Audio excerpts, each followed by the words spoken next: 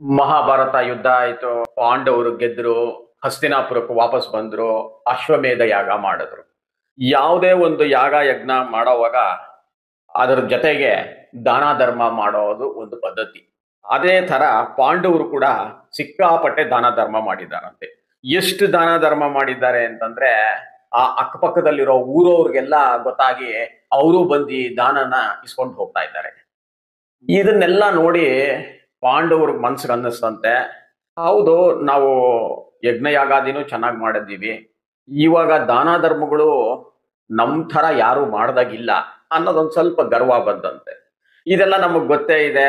ಈಗಿನ ಕಾಲದಲ್ಲಿ ಯಾರಾದ್ರೂ ಒಬ್ರು ಒಂದ್ 10,000ನೋ 20,000ನೋ ಇಲ್ಲ 1,00,000ನೋ ಎಲ್ಲಾದ್ರೂ ಒಂದು ದಾನ ಧರ್ಮ ಮಾಡ್ಬೇಕು ಅಂತಂದ್ರೆ, ಯಾವ್ದೋ ಒಂದು ಸಂಸ್ಥೆ ಕೊಡ್ಬೇಕು ಇಲ್ಲ ದೇವಸ್ಥಾನ ಕೊಡ್ಬೇಕು ಅಂತಂದ್ರೆ, ಅವ್ರಿಗೆ ಆ ದುಡ್ಡು ಕೊಡೋದಕ್ಕಿಂತ ಮೀಡಿಯಾ, ಸೋಷಿಯಲ್ ಮೀಡಿಯಾ ಇಲ್ಲ ನ್ಯೂಸ್ ಪೇಪರು ಟಿವಿಲಿ ಬರೋದು ಮುಖ್ಯ.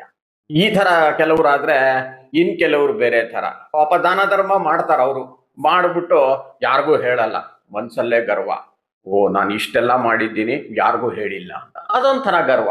ಅದೇ ತರ ಪಾಂಡವರು ಕೂಡ ತುಂಬಾ ಗರ್ವ ಬಂತಂತೆ, ಏನಿದು ನಾವು ಇಂಥ ಚೆನ್ನಾಗಿ ಮಾಡಿದ್ದೀವಲ್ಲ ದಾನ ಧರ್ಮಗಳು ಅಂತ.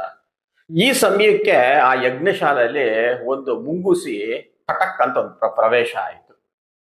ಏನ್ ಆಶ್ಚರ್ಯ ಅಂತಂದ್ರೆ, ಆ ಮುಂಗೂಸಿ ಅರ್ಧ ದೇಹ ಬಂಗಾರದ ದೇಹ. ಇದನ್ನ ನೋಡ್ಬಿಟ್ಟು ಎಲ್ಲಾರು ಯಜ್ಞಶಾಲೆಯಲ್ಲಿ ಇರೋರೆಲ್ಲ ಬೆಚ್ಚಬೆರಗಾದ್ರಂತೆ, ಇದೇನು ಇಂಥ ವಿಚಿತ್ರವಾದ ಮುಂಗೂಸಿ, ನಾವು ಎಲ್ಲೂ ನೋಡಿಲ್ವಲ್ಲಪ್ಪ ಅಂತ. ಆವಾಗ ಆ ಮುಂಗೂಸಿ ಮನುಷ್ಯನ ಕಂಠದಲ್ಲಿ ಹೇಳ್ತಂತೆ, ಪಾಂಡವ್ರೆ ಕೇಳ್ರಿ, ನೀವೇನು ಗರ್ವ ಪಡಬೇಡಿ ಮಹಾದಾನಿಗಳು ಅಂತ, ನಿಮ್ಗಿಂತ ದಾನ ಧರ್ಮ ಜಾಸ್ತಿ ಮಾಡಿದವರು ಬೇಕಾದಷ್ಟು ಜನ ಇದ್ದಾರೆ, ಈ ಕೇಳಿ ಈ ಒಂದು ಘಟನೆನ ಅಂದ್ಬಿಟ್ಟು ಒಂದು ಘಟನೆ ಹೇಳಕ್ ಶುರು ಮಾಡಿತು. ಯಾವುದು? ಮುಂಗುಸಿ ಯಜ್ಞಶಾಲಾಲಿ ಎಲ್ಲಾರ ಎದುರುಗಡೆನು. ಒಂದು ಊರಲ್ಲಿ ಒಬ್ಬ ಬ್ರಾಹ್ಮಣ ಇದ್ದ, ತುಂಬಾ ಬಡ ಬ್ರಾಹ್ಮಣ. ಅವನ ಮನೆಯಲ್ಲಿ ಅವನ ಹೆಂಡತಿ, ಮಗ, ಸೊಸೆ ಇದ್ರು. ಆ ಬ್ರಾಹ್ಮಣ ದೇವ್ರ ಮೇಲೆ ಅಪಾರವಾದ ಭಕ್ತಿ, ಭಿಕ್ಷೆ ಕೂಡ ಬೇಡ್ತಾ ಇರ್ಲಿಲ್ಲ. ಮನೆಗೆ ಊಟ ಮಾಡ್ಬೇಕು ಅಂತಂದ್ರೆ ಎಲ್ಲಾದ್ರೂ ರೈತರು ಜಮೀನುಗಳಲ್ಲಿ ಕಟಾವು ಮಾಡ್ಕೊಂಡು ಕೆಳಗಡೆ ಬಿದ್ದಿರುತ್ತಲ್ಲ ಧಾನ್ಯಗಳು, ಅದನ್ನ ತಗೊಂಡು ಬಂದು ಕ್ಲೀನ್ ಮಾಡ್ಕೊಂಡು ಮನೇಲಿ ಹಿಟ್ಟು ಮಾಡ್ಕೊಂಡು ತಿಂತಾ ಇದ್ರಂತೆ. ಒಂದ್ಸಲಿ ಬರಗಾಲ ಬಂದಿದೆ, ಆ ಧಾನ್ಯ ಆಗ್ಲಿ ಕಾಳಾಗ್ಲಿ ಸಿಗೋದು ತುಂಬಾ ಕಷ್ಟ ಆಗಿದೆ. ಎಷ್ಟೋ ದಿವಸ ಈ ಬ್ರಾಹ್ಮಣ ಅವನ ಸಂಸಾರ ಊಟ ಇಲ್ದನೆ ದೇವ್ರ ಪ್ರಾರ್ಥನೆ ಮಾಡ್ತಾ ಇದ್ದಾರೆ. ಹೀಗಿರುವಾಗ ಒಂದ್ಸಲಿ ಆ ಬ್ರಾಹ್ಮಣ ಎಲ್ಲೋ ಸಂಚಾರ ಮಾಡ್ತಾ ಇದ್ದ ಅವ್ರ ಊರಲ್ಲಿ. ಸಂಚಾರ ಮಾಡ್ತಾ ಇರೋವಾಗ ಒಂದು ಯಾವ್ದೋ ಜಮೀನಲ್ಲಿ ಕಟಾವು ಮಾಡಿದ್ರು, ಹಕ್ಕಿಗಳೆಲ್ಲ ಬಂದು ತಿಂದೋಗಿತ್ತು. ಆ ಧಾನ್ಯಗಳೆಲ್ಲ ರೈತರು ತಗೊಂಡೋಗಿದ್ರು. ಆದ್ರೂ ಸುಮಾರು ಧಾನ್ಯಗಳು ಕೆಳಗಡೆ ನೆಲದ ಮೇಲೆ ಬಿದ್ದಿತ್ತಂತು. ಅದನ್ನ ನೋಡ್ಬಿಟ್ಟು ಈ ಬ್ರಾಹ್ಮಣ ಅದನ್ನೆಲ್ಲ ಆರಿಸ್ಕೊಂಡು ಬಂದು ಕ್ಲೀನ್ ಮಾಡ್ಕೊಂಡು ಹಿಟ್ಟು ಮಾಡ್ಕೊಂಡು 4 ಜನ 4 ತಟ್ಟೆನೋ ಎಲೆನೋ ಕೂತ್ಕೊಂಡು ಇನ್ನೇನ್ ತಿನ್ಬೇಕು ಅನ್ನೋಷ್ಟೊತ್ತಿಗೆ ಈ ಬಡ ಬ್ರಾಹ್ಮಣನ ಮನೆಗೆ ಇನ್ನೊಬ್ಬ ಬ್ರಾಹ್ಮಣ ಬಂದವನು ಬಾಗಿಲಲ್ಲಿ ನಿಂತು ಕೇಳ್ತಾನೆ, ಓ ಬ್ರಾಹ್ಮಣನೇ, ನಾನು ನಿಂತರ ಬ್ರಾಹ್ಮಣ, ಎಷ್ಟೋ ದೂರದಿಂದ ನಾನು ಪ್ರವಾಸ ಮಾಡ್ಕೊಂಡು ಬಂದಿದ್ದೀನಿ, ಏನು ನಂಗೆ ಹೊಟ್ಟೆಗೆ ಹಸುವಾಗ್ತಾ ಇದೆ, ಏನೂ ಸಿಕ್ಕಿಲ್ಲ ನಂಗೆ ಹೊಟ್ಟೆಗೆ, ಏನಾದ್ರೂ ನಿನ್ನ ಮನೇಲಿ ಊಟ ಸಿಗುತ್ತಾ ಅಂತ.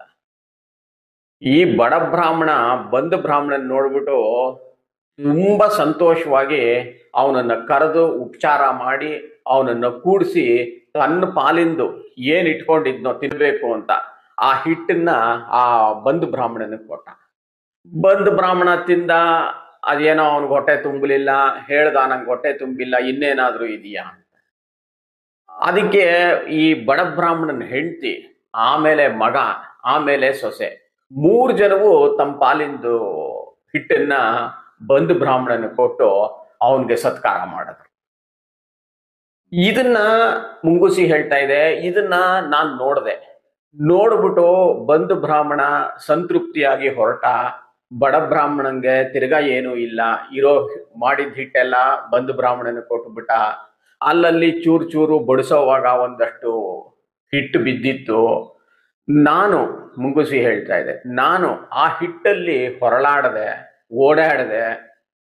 ಅದು ಎಂಥ ಒಳ್ಳೆ ದಾನ ಅಂತಂದ್ರೆ, ಆ ಹಿಟ್ಟು ಆ ಕೆಳಗಡೆ ಬಿದ್ದಿರೋ ಹಿಟ್ಟಿನ ಮೇಲೆ ನಾನು ಓಡಾಡಿದ್ದ ಪ್ರಭಾವಕ್ಕೆ ನನ್ನ ಮೈ ಅರ್ಧ ಬಂಗಾರ ಆಗೋಯ್ತು. ನಾನು ಅನ್ಕೊಂಡೆ ಬರೀ ಅರ್ಧ ಮೈ ಬಂಗಾರ ಆದ್ರೆ ಏನು ಪ್ರಯೋಜನ, ಪೂರ್ತಿ ಮೈ ಬಂಗಾರ ಆಗಬೇಕು ಅಂದ್ಬಿಟ್ಟು ನಾನಾ ದೇಶಗಳು ತಿರುಗಾಡ್ಕೊಂಡು ಬರ್ತಾ ಇದ್ದೀನಿ. ಯಾರೋ ಇಲ್ಲಿ ಹೇಳಿದ್ರು, ಇಲ್ಲಿ ಪಾಂಡವರು ಅಶ್ವಮೇಧ ಯಾಗ ಮಾಡಿದ್ದಾರೆ, ಅಪಾರವಾದ ದಾನಗಳು ಮಾಡ್ತಾ ಇದ್ದಾರೆ, ಅಲ್ಲಿ ಹೋಗು ನಿನ್ ಇನ್ನರ್ಧ ಮೈ ಬಂಗಾರ ಆಗುತ್ತೇನೋ ಅಂತ. ಆದ್ರೆ ನಾನು ಇಲ್ಲಿ ಬಂದೆ, ನೋಡಿದೆ, ನೀವು ಕೊಡ್ತಾ ಇರೋ ದಾನಗಳು ನೋಡಿದೆ, ಎಲ್ಲಾ ಕಡೆ ಬಿದ್ದು ಹೊರಳಾಡದೆ, ನನ್ನ ಮೈ ಬಂಗಾರ ಆಗಲಿಲ್ಲ. ಅದಕ್ಕೆ ಪಾಂಡವರೇ, ನೀವು ಗರ್ವ ಪಡಬೇಡಿ ನಾನು ದಾನ ಮಾಡಿದ್ದೀನಿ ಅಂತ. ನೀವು ಮಾಡಿರೋ ದಾನ ಬಡ ಬ್ರಾಹ್ಮಣ ಮಾಡಿರೋದಕ್ಕಿಂತ ಏನ್ ಹೆಚ್ಚಲ್ಲ. ಆ ಬಡ ಬ್ರಾಹ್ಮಣ ಎಷ್ಟೋ ತಿಂಗಳುಗಳು, ಎಷ್ಟೋ ದಿವಸಗಳು ಅವನು ಉಪವಾಸ ಇದ್ರೂ ಕೂಡ ಬಂದ ಬ್ರಾಹ್ಮಣನಿಗೆ ಬಹಳ ಸಂತೋಷದಿಂದ ಅವನು ತಮ್ಮ ಪಾಲಿನ ಊಟನ ಹಿಟ್ಟನ್ನ ಅವನು ಕೊಟ್ಟು ಅವನಿಗೆ ಸಂತೋಷ ಪಡಿಸ್ದ. ಅದು ಎಂಥ ಪುಣ್ಯ. ತನಗೂ ಇಲ್ಲದೆ ಬೇರೆಯವರು ಕೊಟ್ಟಿದ್ದಾನಲ್ಲ, ಅದು ಎಂಥ ಪುಣ್ಯವಾಗಿದೆ ಆ ಬಡ ಬ್ರಾಹ್ಮಣನಿಗೆ. ನಾವು ಈ ನಡುವೆ ದಾನಗಳು ಕೊಡ್ತೀವಿ, ಇನ್ನೊಂಥರ ದಾನಗಳು. ಯಾರಾದರೂ ಮನೆಗೆ ಬಂದ್ರೆ ನಾವು ಏನೋ ಸಾಯಂಕಾಲ ಒಂದು 4 ಬಜ್ಜಿನೋ ಬೋಂಡಾನೋ ಏನಾದರೂ ಮಾಡ್ಕೊಂತೀವ. ಇಲ್ಲ ಮಾಡ್ಕೊಂಬಲ್ಲ, ಎಲ್ಲಿಂದಾದ್ರೂ ತರೋದೂ ಇಲ್ಲ. ಆ ಸ್ವಿಗ್ಗಿ ಝೊಮ್ಯಾಟೊ ಇದಲ್ಲ, ಅಲ್ಲಿಂದ ಆರ್ಡರ್ ಮಾಡಿರ್ತೀವಿ. ಇವಾಗ ಇರೋದೇ 3-4 ಜನ. 4 ಜನ ಅಂದ್ರೆ ಅದೇ ದೊಡ್ಡ ಫ್ಯಾಮಿಲಿ ಅಂತ. ಇವಾಗ ಆಗೇನೋ ಸ್ವಿಗ್ಗಿ ಝೊಮ್ಯಾಟೊ ಇಂದ ತಂದ್ಕೊಟ್ಟಿರ್ತೀವಿ. ಯಾರೋ ಫ್ರೆಂಡೋ, ಪಕ್ಕದ ಮನೆಯವರೋ, ಯಾರೋ ಸಂಬಂಧಿಕರೋ ಬಂದ್ರೆ ಅಯ್ಯೋ ಇವ್ರು ಕೊಡ್ಬೇಕಲ್ಲ ಅನ್ನೋದು ನಮ್ಮ ಪರಿಸ್ಥಿತಿ. ಇದು ನಮ್ಮದು ಈಗಾಗ್ತಾ ಇರೋದು. ಇದು ನಾನು ತಮಾಷೆಗೆ ಹೇಳ್ತಾ ಇಲ್ಲ. ನಾನು ಒಂದ್ಸಲಿ ಯಾರೋ ಮನೆಗೆ ಹೋದಾಗ ಆ ಮನೆ ಹಾಕಿ ಪಾಪ ಅಡಿಗೆ ಮನೇಲಿ ಏನೋ ಮಾಡ್ತಾ ಇದ್ರು. ಒಬ್ಬನ 5 ವರ್ಷದ ಹುಡುಗ ಓಡೋಗಿ, ನಾನು ಬಂದಲ್ಲಿ ಚೇರ್ ಮೇಲೆ ಕೂತ್ಕೊಂಡ್ಮೇಲೆ ಓಡೋಗಿ ಮನೆ ಒಳಗೆ ಹೋಗಿ ಅವ್ರ ಅಮ್ಮಂಗೆ ಹೇಳ್ತಾ ಇದ್ದಾನೆ, ಅಮ್ಮ ಬೋಂಡ ಯಾರಿಗೂ ಕೊಡಬೇಡ, ನಮಗೆ ಇರಲಿ ಅಂತ. ಅವನು ಪಾಪ ಅವ್ರ ಅಮ್ಮಂಗೆ ಮಾತ್ರ ಕೇಳಿಸ್ಲಿ ಅಂತ ಹೇಳ್ದ. ಬಟ್ ಅದು ಅನಿವಾರ್ಯವಾಗಿ ನನ್ನ ಕಿವಿಗೂ ಬಿತ್ತು. ಇದು ಮಕ್ಕಳ ತಪ್ಪಲ್ಲ, ಇದು ಸೋಷಿಯಲ್ ಮೀಡಿಯಾ ತಪ್ಪು, ಇದು ಪೋಷಕರ ತಪ್ಪು, ಇದು ನಮ್ಮಂತ ತಂದೆ ತಾಯಿಗಳದ್ದು ತಪ್ಪು. ಮಕ್ಕಳನ್ನ ಹೇಗೆ ಬೆಳೆಸೋದು ಅನ್ನೋದು ಅದು ಇರ್ಲಿ. ಈ ಕತೆಗೆ ವಾಪಸ್ ಬರೋವಾಗ ಇಷ್ಟೆಲ್ಲ ಇದು ಹೇಳಿಬಿಟ್ಟು ಆ ಮುಂಗೂಸಿ ಥಟಕ್ ಅಂತ ಪಾಂಡವರ ಎದುರುಗಡೆ ಯಜ್ಞಶಾಲೆಯಿಂದ ಮಾಯ ಆಗೋಯ್ತು. ಎಲ್ಲಾರ್ಗೂ ಆಶ್ಚರ್ಯ, ಏನು ಯಾರು ಈ ಮುಂಗೂಸಿ, ಯಾಕಿದು ಬಂತು, ಏನಿದ್ರ ಸಂದೇಹ ಅಂತ ಆಶ್ಚರ್ಯ ಪಟ್ಕೊಂಡ್ರೆ ಎಲ್ಲಾರು. ಇದು ಮುಂಗೂಸಿ ಒಬ್ಬ ಕ್ರೋಧಾಸುರ ಅನ್ನೋ ರಾಕ್ಷಸ. ಅವನಿಗೆ ಹಿಂದಿನ ಜನ್ಮದಲ್ಲಿ ಯಾವುದೋ ಕಾರಣದಿಂದ ಶಾಪ ಆಗಿ ವಿಮೋಚನೆ ಆಗ್ಬೇಕಾಗಿತ್ತು.